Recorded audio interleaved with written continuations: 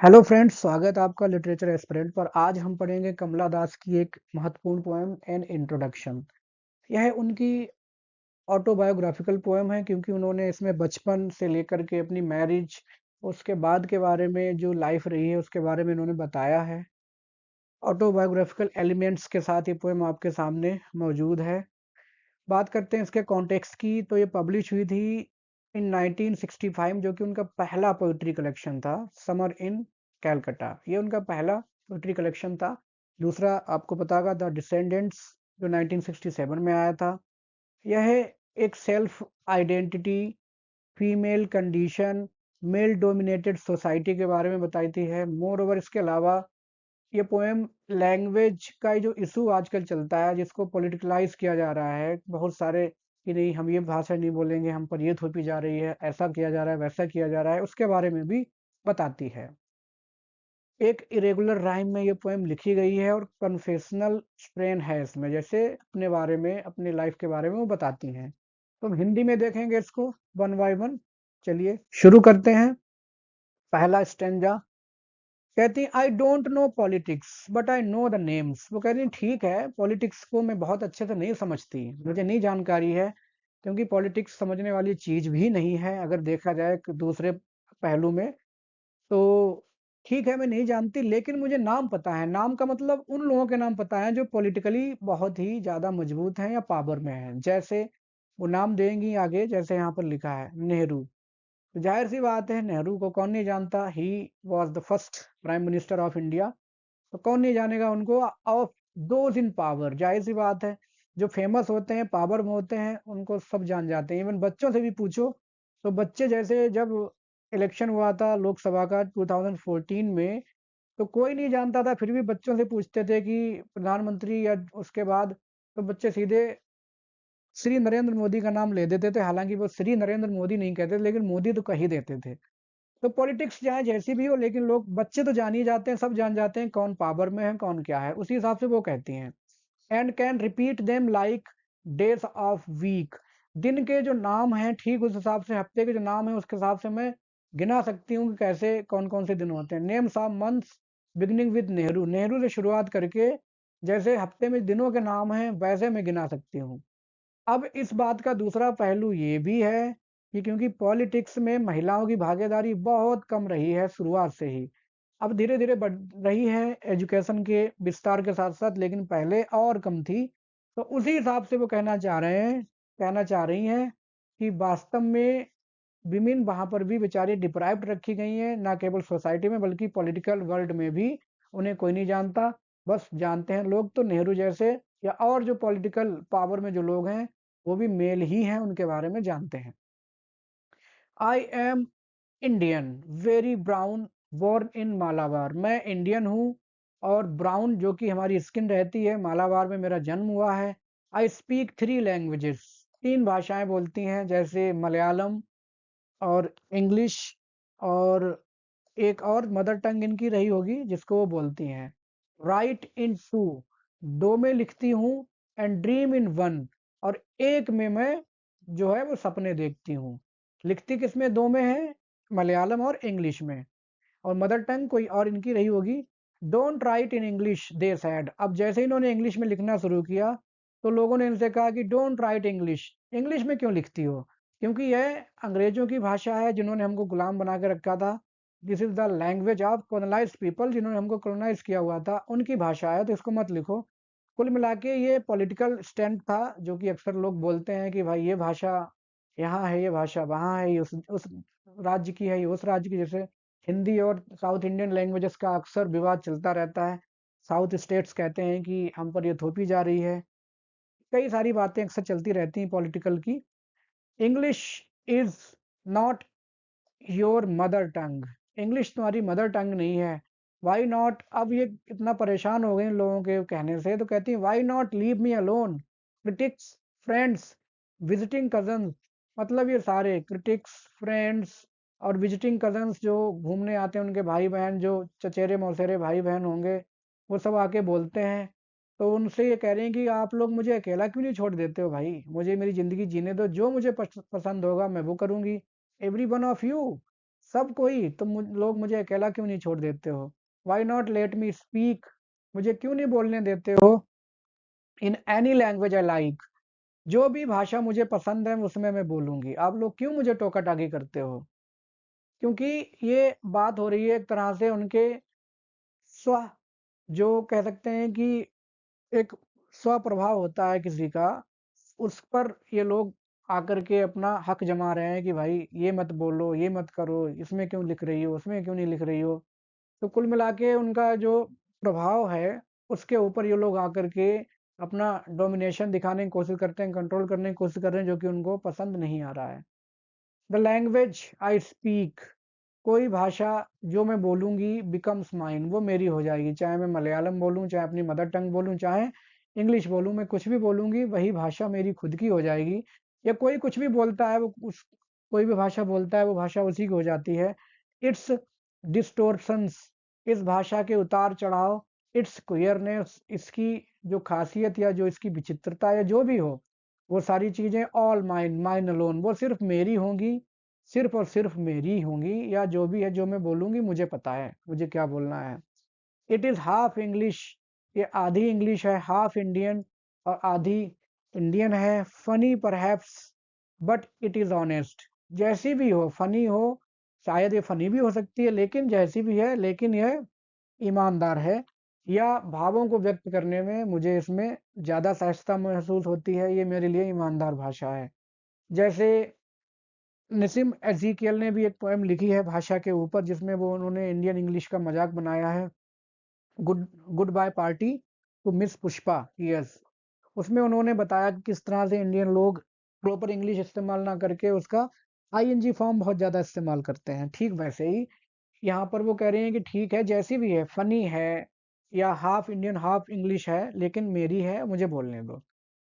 Yes, it is human as I am human, मतलब यह भाषा भी वैसी ही इसमें संवेदनाएँ हैं जैसी मेरे अंदर हैं, क्योंकि यह भी इंसानों जैसी है। डोंट यू सी, और क्या तुम्हें दिखता नहीं? ये अपने क्रिटिक्स, कज़न्स और सब लोगों को जो इनको टोका-टाकी करते हैं, सबसे कह रही हैं, क्या आपको दिखाई नहीं देता? ये ऐसी है। It voices my joys, voices मतलब ये आवाज देती है, माई जॉयस मेरी खुशियों को, माई लॉन्गिंग्स मेरी इच्छाओं को, एंड माई होप्स मेरी उम्मीदों को, and it is useful to me, यह मेरे लिए ऐसे महत्वपूर्ण है। यह आवाज देती है मेरी मेरी दुख सुख और मेरी उम्मीदों को आवाज देती है। It is useful to me, यह मेरे लिए महत्वपूर्ण है, उपयोगी है। किस तरह से उपयोगी है? जैसे pointing to a it's to cross, जैसे कौओं के लिए उनका चिल्लाना, और रोरिंग टू द लायंस, या जिस तरह से जो शेर होते हैं उनके लिए जो दहाड़ महत्वपूर्ण है, ठीक उसी तरह से मेरे लिए भाषा महत्वपूर्ण है।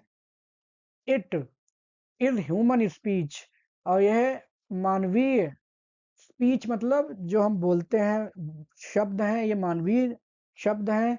The speech of the mind, ये मन की भाषा है। That is here and not there, जो कि यहाँ है मेरे साथ। A mind that sees not hears, एक मन दैट सीज एंड हियर्स, एक मन, या मतलब यूं भाषा ऐसी है जो कि मन से सुनी जाती है, देखी जाती है। इज अवेयर, जिसके प्रति मन मस्तिष्क हमारा हृदय अवेयर, या यूं कहो कि जागरूक है। ऐसी भाषा जो मन से समझी और बोली जाती है, simple. Not the deaf blind speech of trees, और ये ऐसी नहीं है कि जो बहरा और अंधा स्पीच या भाषण हो ऑफ ट्रीज, पेड़ का इन स्टॉर्म, जब तूफान आता है और जो पेड़ों से जो आवाज आती है, वो आवाज कैसी होती है? कह सकते हैं कि डेफ और ब्लाइंड, अंधी और बहरी। तो ये वैसी आवाज नहीं है जो तूफानों के दौरान पेड़ों से आती है, ये वैसी आवाज नहीं है, वैसा स्पीच नहीं है ये। आगे of monsoon clouds of rain, और ना ही ये उन बादलों की भाषा है जो बारिश के दौरान उमड़ घुमड़ करते रहते हैं, घूमते रहते हैं, ऐसी उनकी भी भाषा नहीं है। और the incoherent mutterings of the blazing funeral fire, और जो जलती हुई चिता की जो लपटें हैं, उनकी जो मटरिंग है, या उनके उन जलने के दौरान उनसे जो आवाज आती है, कूड़ा जो जलता है चिता के साथ साथ, लकड़ियां जलती हैं, उससे जो आवाजें आती हैं, इनकोहेरेंट मतलब ना समझने वाली, ये वैसी आवाज़ भी नहीं है। मतलब यहाँ पर उन्होंने तुलना की है 3 चीज़ों से। The language of trees in the storm, the language of clouds in the rain and the blaze of fire in the during cremation. अंतिम संस्कार के दौरान जो जलने वाली आग है, उनसे जो आवाज़ आती है उस फ्लेम से, तो ये आवाज़ जो है इंग्लिश लैंग्वेज जो है, वो ऐसी नहीं है कि ये तीनों समझी नहीं जा सकती, बट इंग्लिश लैंग्वेज मन, वचन, कर्म और हर तरह से समझी जा सकती है, जो समझते हैं लोग। आगे अब यहाँ से टोन चेंज होती है, वो कहते हैं कि आई वॉज़ चाइल्ड, मैं बच्ची थी। And later they told me, और बाद में उन्होंने मुझे बताया कि आई ग्रू, कि मैं बड़ी हो गई हूँ। वो कह रहे हैं कि वो बच्ची थी, लेकिन बाद में उनको बताया गया कि आई ग्रू, कि वो बड़ी हो गई हैं। और फॉर आई बिकेम टॉल, क्योंकि वो लंबी हो गई। माई लिम्स, और जो उनके हाथ पैर हैं, स्वेल्ड, मतलब यूं कहो कि उभार आ गया है। एंड वन और टू प्लेसेस स्प्राउटेड हेयर। ये एक प्यूबर्टी की एज होती है जो कि हर किसी की लाइफ में आती है। जैसे जैसे हम बड़े होते हैं तो हमें प्यूबिक हेयर हमारे आते हैं, तो हमें वो प्यूबर्टी की स्टेज पर हम पहुंचते हैं। तो जाहिर सी बात है, तो वो उसी लाइन को यहाँ पे बताया गया है। और ये जो पहली लाइन है कि दे टोल्ड मी आई ग्रू, उन्होंने मुझे बताया कि मैं बड़ी हो गई। अब सोचिए, जैसे एक हिंदी में भी एक राइटर हुए हैं हरिशंकर परसाई, जिनकी एक कहानी है एक लड़की पांच दीवाने। उसमें उन्होंने एक बहुत अच्छा व्यंग लिखा है कि लोग 12-13 साल की लड़की को घूर घूर कर जवान बना देते हैं। वह समझने लगती है कि कहाँ घूरा जा रहा है, और वह अपने उन अंगों पर ध्यान देने लगती है, और अपने दुपट्टे को, अपने ब्लाउज को, जो भी पहनती है बेचारी, उसको वो ठीक करने लगती है। वो समझ जाती है कि पल्लू कब कैसे खसकाना है, कहाँ सही रखना है, उसका वो अभ्यास करने लगती है। तो कुल मिला के लोगों की आंखें बड़ी ताकतवर होती हैं। ये व्यंग हिंदी में काफी अच्छा लिखा गया है। उसी हिसाब से कमला दास बता रही हैं कि मुझे बताया गया कि मैं बड़ी हो गई हूँ, मुझे इस बात का एहसास दिलाया गया, और जब वो प्यूबर्टी की एज में थी। कहती हैं कि when I asked for love, और जब उन्होंने, क्योंकि ये जो एडोलसेंस एज होती है, इसमें कह सकते हैं कि ये तूफान की अवस्था, इसमें साइकोलॉजी में कहा गया है कि जब उन्होंने प्यार की डिमांड की कि उनको प्यार दिया जाए परिवार के सदस्यों से, तो not knowing what else to ask, क्योंकि उनको नहीं पता था कि क्या कहना है, मुझे क्या मांगना है। तो कुछ नहीं पता क्या मांगा जाए, उसके लिए उन्होंने प्यार मांगा। तो क्या होता है कि उनकी शादी कर दी गई। जैसे ही शादी की गई, तो for he drew a youth of 16 into the bedroom, क्योंकि वो 15-16 साल की थी, उनकी शादी कर दी गई एक बड़े उम्रदराज बैंकर से। और जब शादी हो गई तो उसने उनको घसीटता हुआ, कह सकते हैं कि ले गया उनको बेडरूम तक, एंड क्लोज द डोर, और दरवाजा बंद कर दिया। अब यहाँ पर जो एक सेक्सुअल इन्यूडो यहाँ पर शामिल किया है उन्होंने लाइनों में, कि जो भी एक्टिविटी थी, फिजिकल एक्टिविटी उनके हस्बैंड के साथ, उसमें उनका मन बिल्कुल भी नहीं था, क्योंकि she was just 15-16 years old, और उनको नहीं पता था कि what is life and how to handle the situation, उस हालात में क्या रिएक्ट करना है। बस कह सकते हैं कि she was the victim of the lust of her husband, अपने पति की, जो कि उनसे बड़ा था, उसकी वासना का वो शिकार हो गई 15-16 साल की उम्र में ही, जिसमें उनका बिल्कुल भी मन नहीं था, या उस क्रिया में वो बिल्कुल भी शामिल नहीं हुई। He did not beat me, उसने उनको पीटा नहीं, जो फिजिकल पिटाई जैसे कह सकते हैं, कि उसने फिजिकल अब्यूज नहीं किया, पीटा नहीं। But my sad woman body felt so beaten, लेकिन क्योंकि उनके शरीर को ऐसा लगा कि वो सिर्फ पीटा गया है, या यूं कहिए कि जो भी एक्टिविटी हुई थी, it was very, she suffered this the act of this activity, experience of this activity in a way that she felt she was beaten, ऐसा लगा कि वो पीटी गई हैं, या उस एक्टिविटी में जो भी हुई है उनको बिल्कुल भी अच्छा नहीं लगा, और उनको बहुत ज्यादा बुरा लगा। The weight of my breast and warm crust me, अब वो कह रहे हैं कि क्योंकि बड़ी हो गई हैं, तो उनको लग रहा है कि उनकी जो ब्रेस्ट है या जो वॉर्म है, जिसकी वजह से ऐसा लग रहा था कि वो दब गई हैं, इन दोनों के वजन से ही वो दब गई हैं। यूं कहिए कि ना वो बड़ी होती, और ना ये उनकी शादी की जाती, और ना ये जो उनको झेलना पड़ रहा है सब नहीं झेलना पड़ता। आई श्रांक पिटीफुली, और वो सिमट गई, या उनके ना केवल शरीर बल्कि वो मन से भी हताहत उन्होंने अपने आप को महसूस किया। देन तब आई वोर अ शर्ट, तब उन्होंने एक शर्ट पहनी। Brothers trousers cut my hair short and ignored, अपने भाई के उन्होंने ट्राउजर्स पहने, अपने बाल छोटे कराए। Cut my hair short and ignored, और लोगों की बातों को उन्होंने इग्नोर किया। ना केवल लोगों की बातों को इग्नोर किया, बल्कि अपनी जो वुमेनलीनेस है, जो स्त्रीत्व है, उसको भी उन्होंने इग्नोर किया। जैसे उन्होंने ये सब करना शुरू किया, फिर से उनके ऊपर बातें बातें आने लगी, लोग समझाने लगे। ड्रेस इन साड़ी, साड़ी पहनो। बी अ गर्ल, लड़की बनो। B a wife they sad, उन्होंने कहा भाई जो एक बीवी जिस तरह से रहती है वैसे रहो, और एक लड़की की तरह रहो। बी एम्ब्रॉयडरर, मतलब जो सजावट करती है, एम्ब्रॉयडरी का काम करती है, सिलाई का, उससे सुई से। बी कुक, और खाना पकाओ। बी अक्वायरलर विद सर्वेंट्स, नौकरों को कैसे चलाना है, उनको डांटो फटकारो। फिट इन, और ऐसे फिट हो जाओ, ऐसे एडजस्ट कर लो सबके साथ परिवार में। ओह बिलोंग, और अपने ऐसा करो कि तुम यहाँ पर जो हो, तुम यहाँ से संबंधित हो, अपने आप को ऐसा समझो।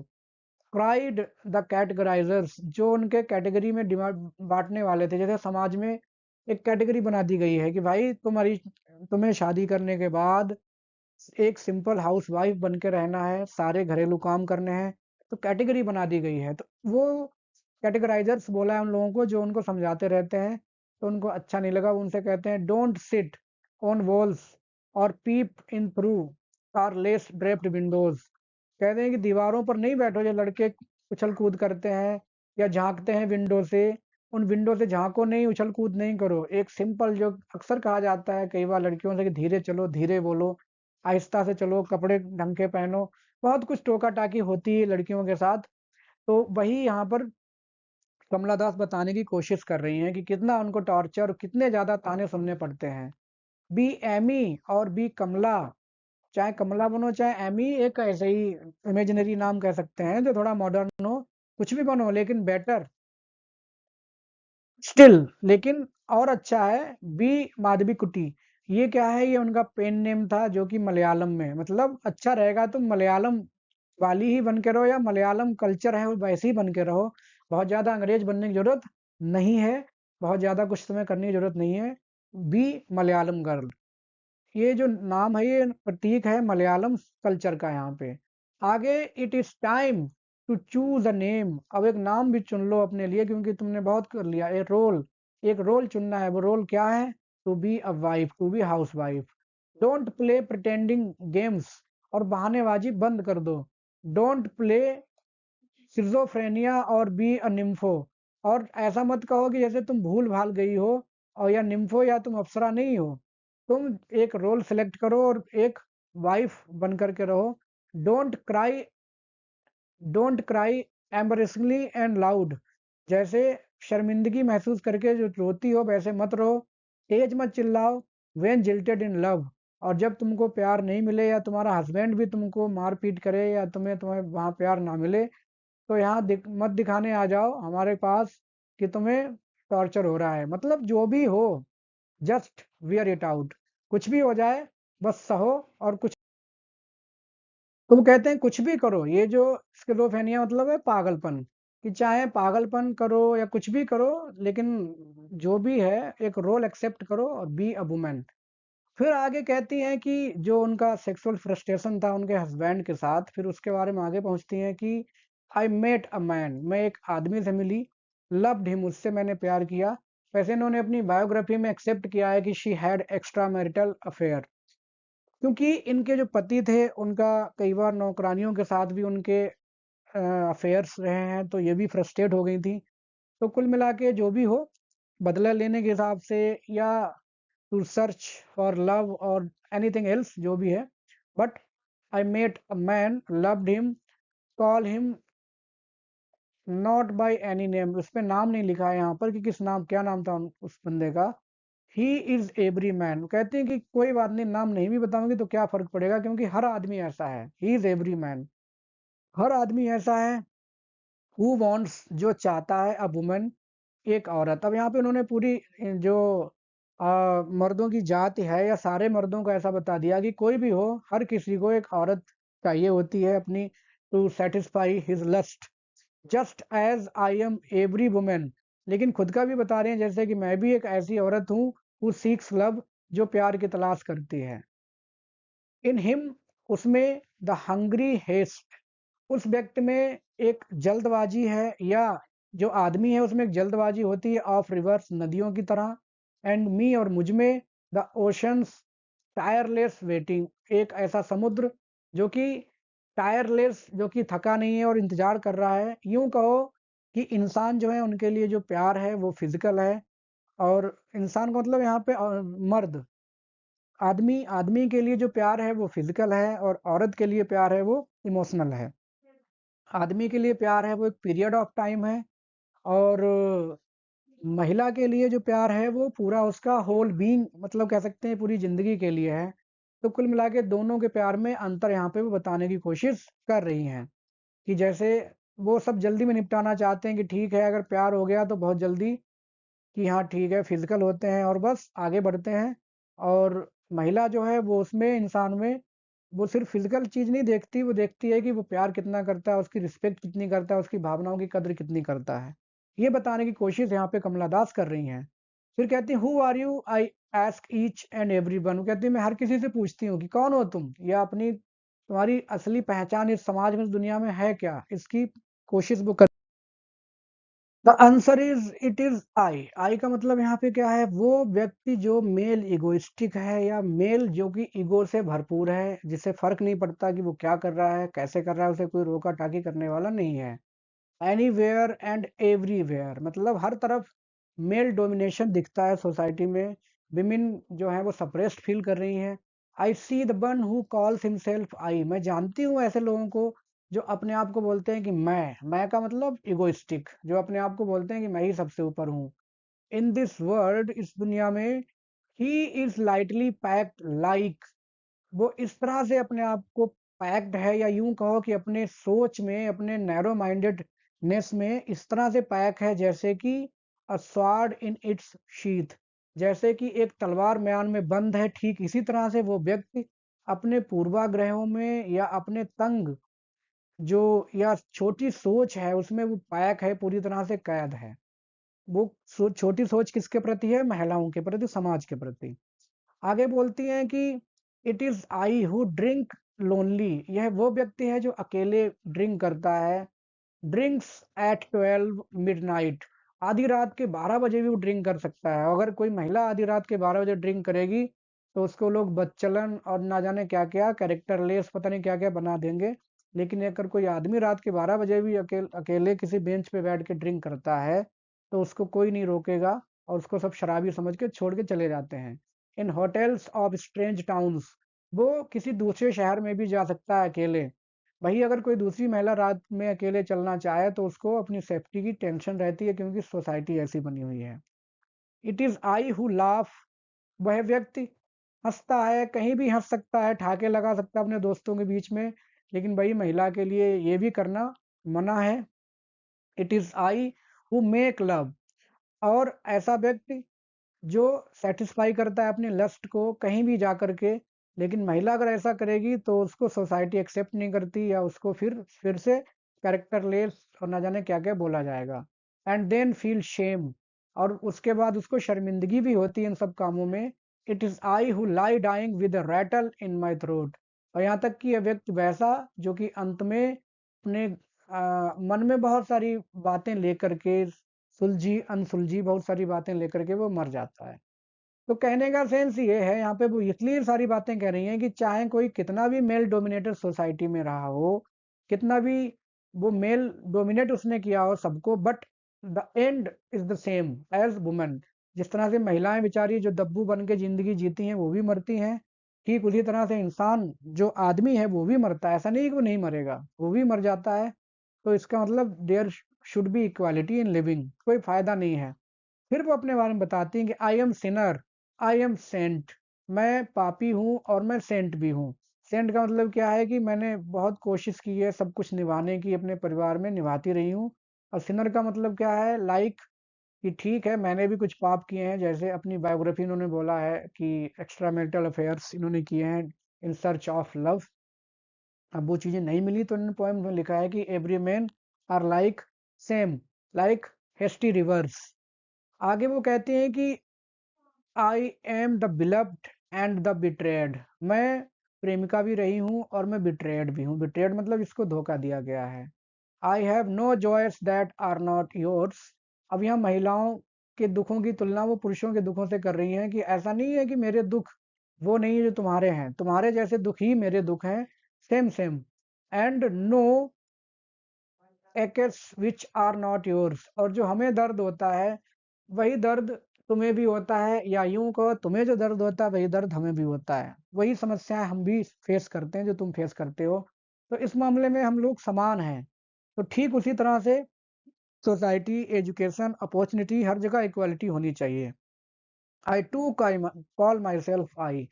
और यदि ऐसा है तो मैं भी अपने आप को आई बोलूंगी, या मैं भी अपने आप को इगोइस्टिक बताऊंगी, या जिससे कि मेरा भी अपना एक सेल्फ रिस्पेक्ट है, मेरी भी अपनी एक पहचान है। I too call myself I. मैं भी अपने आप को मैं कहने की हकदार हूँ। जैसे कि पुरुष हैं वैसे महिलाएं भी अपने आप को वैसे उस पद पर बिठा सकती हैं।